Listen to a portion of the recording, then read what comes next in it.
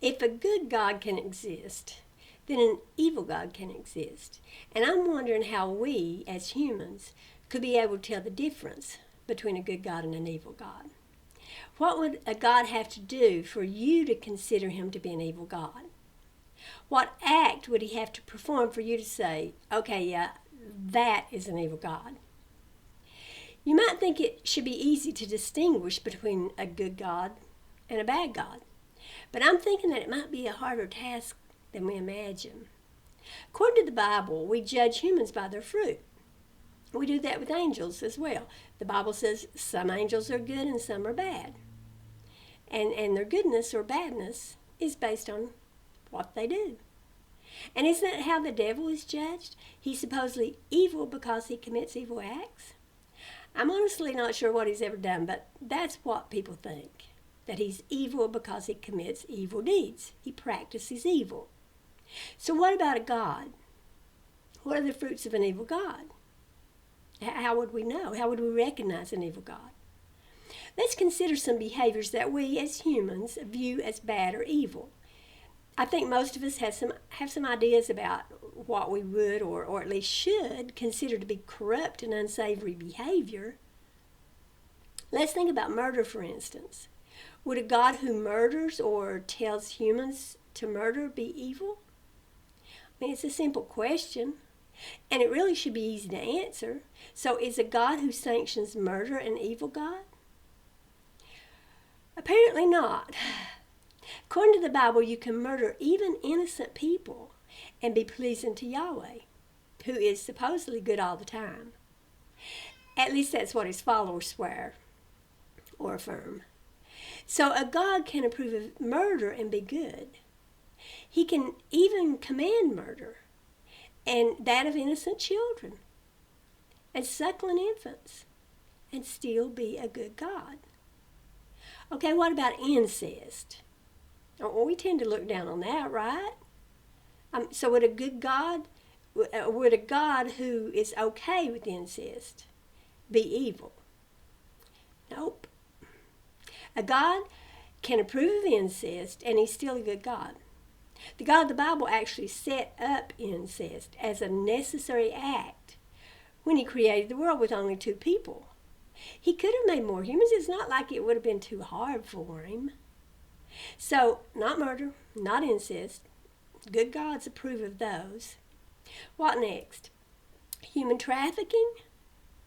The God of the Bible is perfectly content to approve of that. He says slaves are eternal property to be bequeathed to one's children. What next? Theft? Maybe a God who approved of stealing would be an evil God. No, sorry, not theft either. The good old Yahweh told his people to steal, and he helped them do it. Awesome Yahweh even aided his people in destroying all the people who owned the land he had his followers steal. And we all know that he's good. I mean, he's good all the time he is good. Human sacrifice. Surely a God who sanctions human sacrifice would be evil. But no. In fact, that's definitely not something for which we can judge a God to be evil. The main act Christians praise their God for is human sacrifice. They love that he insists on it in order to forgive them. If Yahweh hadn't planned and instituted the murder of Jesus, Christians couldn't be saved from their sins. So, loving human sacrifice is good, not evil. How about this? If a God told you to hate your family, then it would surely be evil, right? Wrong. Sorry, but good gods insist that you hate your family.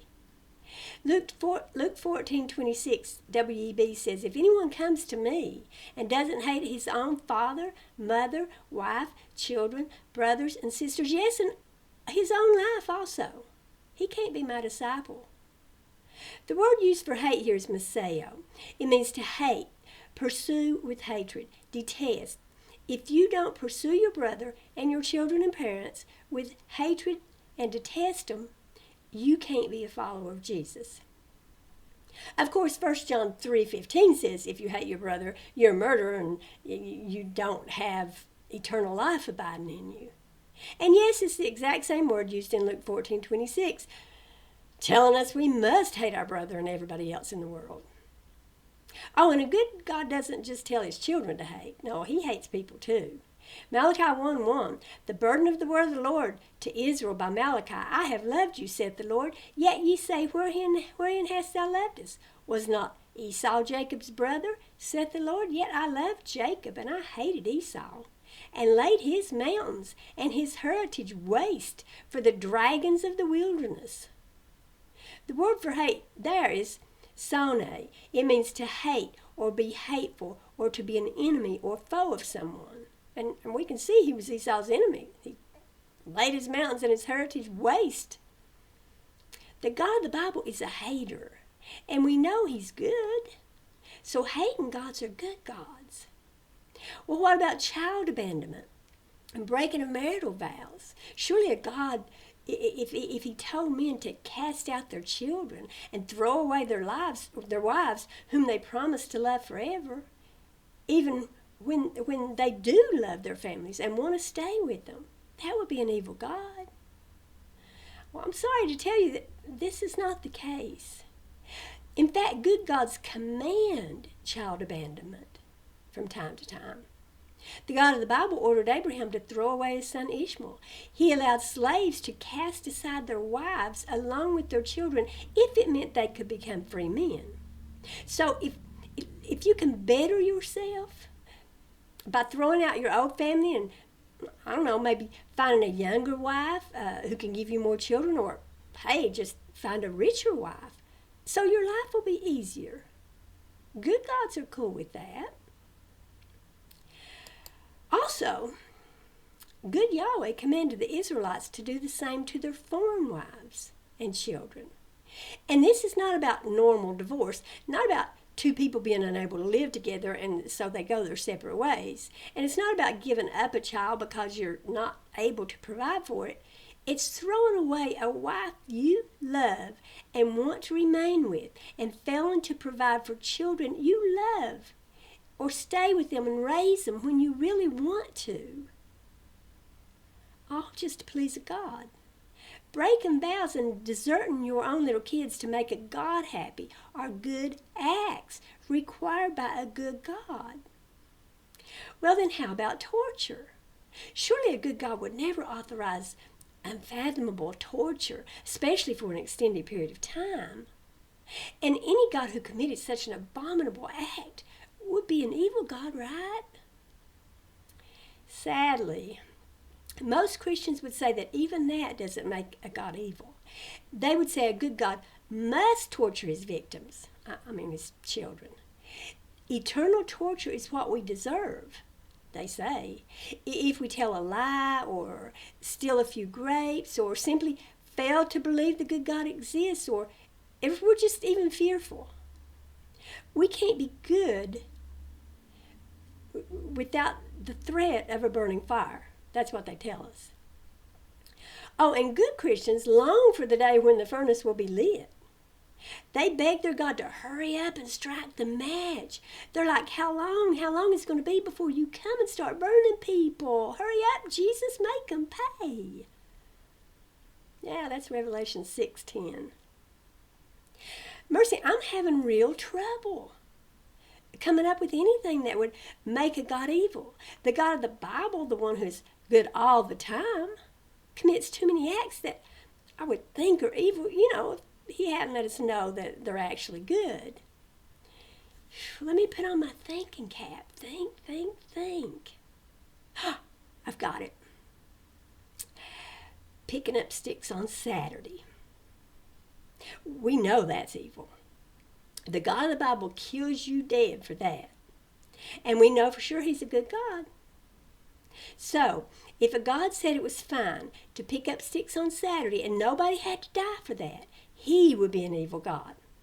For crying out loud, we all know what a heinous act it is to pick up sticks on Saturday. But what am I saying? People who follow Yahweh would approve even if he said it was okay to do that. I know it's incredible. I hate to even say such awful words. But if Yahweh said it was okay to go out and pick up sticks on Saturday, next Saturday morning, y'all be out there in droves, in broad daylight, and even in front of children, picking up sticks. Okay, let's get serious now. If a good and holy God sanctions murder, particularly the murder of innocent babies, along with incest, the buying and selling of humans and considering them property, human sacrifice, theft of property, hate, breaking of vows, desertion of family, and torture, whether endless or for a short time, then how would you recognize an evil God? What would he have to do? What would it take for you to admit that a God is evil? I'm at a loss here. I don't know what heinous act you need to see in a God for you to condemn him. What would it take for you to say, enough, I see the wickedness of that God? Would anything cause you to judge a God to be evil? Would you ever be willing to admit that your God is evil? Well, I can answer for you. No, you wouldn't. You don't, because the God you serve is evil, and you won't admit it. He's evil because he commits evil acts and commands and approves of evil acts performed by others. Let me ask you something. If your God were a demon, how would he be any different from how he is now? Would he murder even more babies? Would he make his hell even hotter? What evil could your God possibly commit that he hasn't already committed or doesn't plan to commit that would help you see that he looks more like a demon than a good God? I know, it's not about good and evil with you. You don't care about that sort of thing. Not when it comes to your God anyway. Oh, you like to talk about righteousness and holiness and benevolence and love, but that's just how you condemn others for behaviors you don't like in them. Your God can commit the same acts you condemn in others, or tell you to commit the same acts, and you're cool with that. You don't give a rat's tail about good and evil then. I'm sorry, but you don't. That's obvious by the fact that you approve of murder, incest, slavery, theft, human sacrifice, hate, torture, throwing away families. And I know you know those behaviors I mentioned earlier are evil. I know you do because you're not stupid. And you denounce these acts when they happen in your lifetime. Sure, I've been saying they aren't evil. And a God who practices them and has his followers practice them is not evil. But I was obviously being sarcastic. I was making the point that the God of the Bible is evil. I was making the point that your God is evil. If a God other than yours behaved like your God does, you couldn't tell the difference between the evil God and the God you serve. And you know that is true. And you condemn the other God, calling him evil, while praising yours. There is no level of depravity or immorality that your God could stoop to that would cause you to call him evil or cause you to stop worshiping him. You prove that every time someone points out his corrupt and wicked ways, and you just wave your hand in dismissal. You have a veil over your eyes that prevents you from recognizing your God for what he is. Well, let me learn you something. Your God is wicked. He is positively, absolutely, undeniably, and reliably, most sincerely evil. Your God's fruit is rotten, and that makes him an evil God. But what do? You pull this rotten fruit out and you wave it around in people's faces and say, look at this amazing fruit. Isn't it awesome? It's lovely, right? Smell it. Well, I'm tired of smelling it. It reeks to the high heavens. And your God and his fruit need to be thrown to the garbage can where they belong. And please don't let the cans sit out in the sun for weeks, stinking up the neighborhood before you take it to the curb. Better yet, build a big bonfire and burn it all down. We don't need it in some landfill. We need it wiped from the face of the earth. Thank you for watching.